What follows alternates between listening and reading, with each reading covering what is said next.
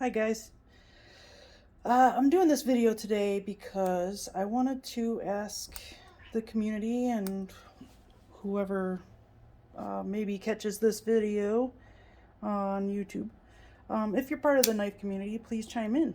Um, what I wanted to ask you folks about is when you buy Chinese, like CH, it's a pretty well-known Chinese manufacturer of knives. However, it's not as big as, say, Civivi or Kaiser. Sorry, I had to get my cat out of my plant. However, what I was saying was, yeah, CH isn't as big and well known as certain Chinese companies. And there's plenty of Chinese companies out there that make excellent products, and their quality control is spot on. And you can be just as reliant on some of these companies as you could an American company or an American made product by Benchmade, Cold Steel, Spyderco, whatever the case is. Now, the reason I'm making this video is because this is the 3504, and this is the small. This is the second example of a knife that I got with this strange blade problem issue. I don't know if there's a technical term for it. I'm sure there is, but I don't know what it is. Now what's happening, or what I'm receiving here, is these blades that are warped. I don't know if it's going to show up on camera, but I'm sure there's someone out there that knows what I'm talking about.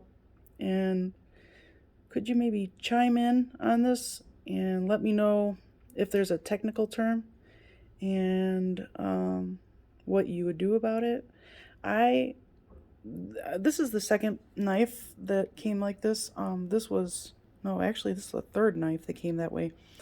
This was the second knife, and I sharpened it. Like, I sharpened the crap out of it, and that got rid of the warped looking part of the edge.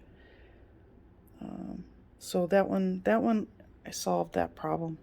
This one came the same way, and again, I'd sharpened the crap out of it. So I don't know. I lost a lot of edge on this one, actually, and it was really hard to keep this tiny little tanto bend. But yeah, so there's been 3 so far CHs that I've encountered with the warped blade. These 2 have been prime examples of a decent knife that's been well built. This is the Nighthawk. It has one of the best actions of any of my knives, honestly. There's multiple deployment methods. Well, there's 2 anyway, and I really like that. It's a creative design. I know this choil is huge, but it's cool. I mean, you can use it.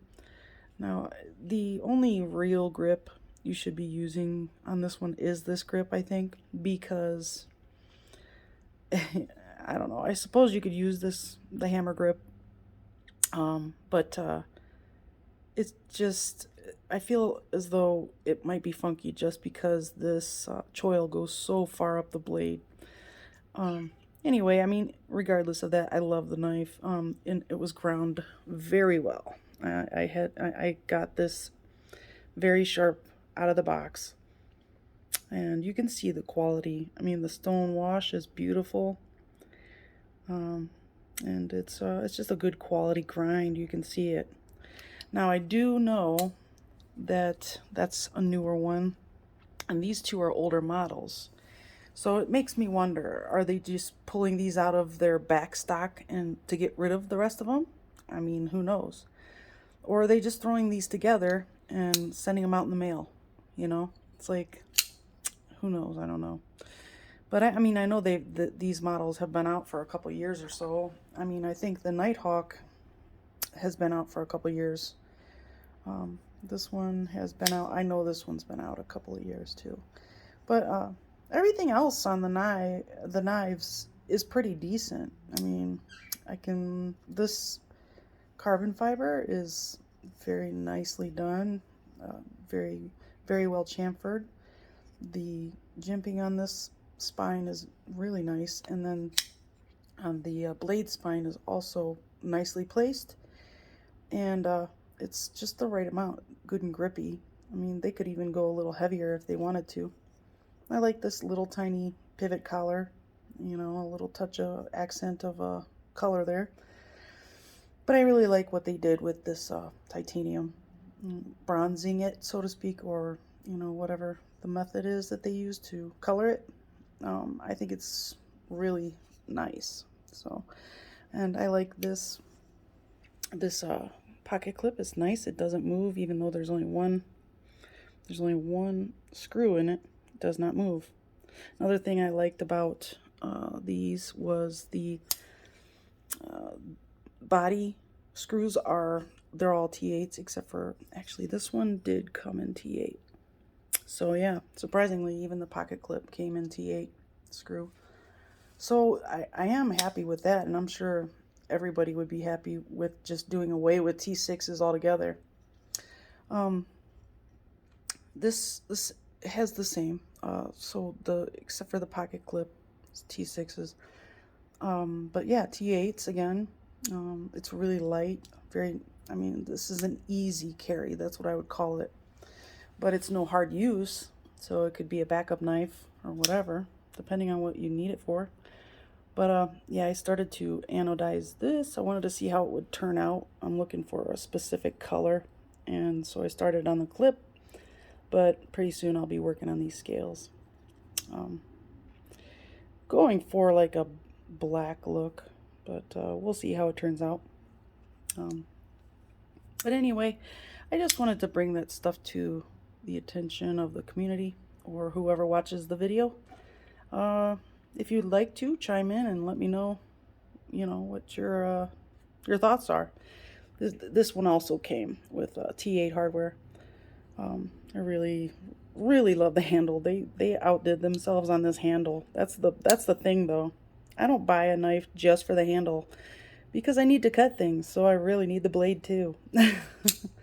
So anyways, T8s all around on that one. This has like a micro milling, which may not show up on camera, but you can hear it. It's very nicely done. This pocket clip, I really love this pocket clip. The design is beautiful and the function is perfect. Yeah, it has a little that sticks out of your pocket, but it's nothing big. This lock bar, I love the curve right there. They chamfered everything really well on this knife. There's no sharp edges.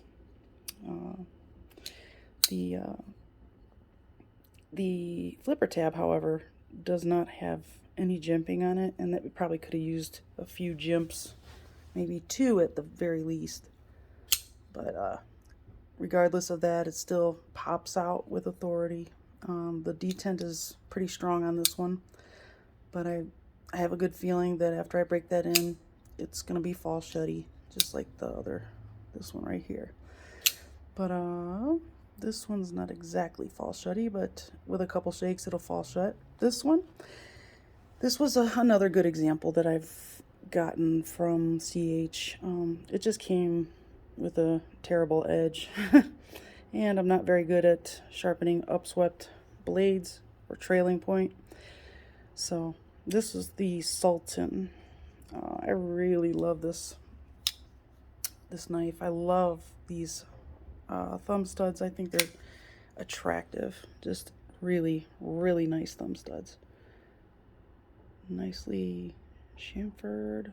I mean, these look very well machined. They're just really nice. So yeah, this was an excellent, yeah, you could see the quality of the sharpening. The sharpening done on the blade is not very good. So I'm just waiting to get a little better at sharpening knives before I start on trailing points. So anyway, that was my question. Any of you guys have the same problem? Let me know. Down below in the comments, just leave me some info if you could. I'd greatly appreciate it. Please like and subscribe. If you like the content, I'm doing my best to get better at this and bring you more because I have tons to review. So yeah, leave me a comment. Let me know what you think. All right. Thanks for watching. See you soon.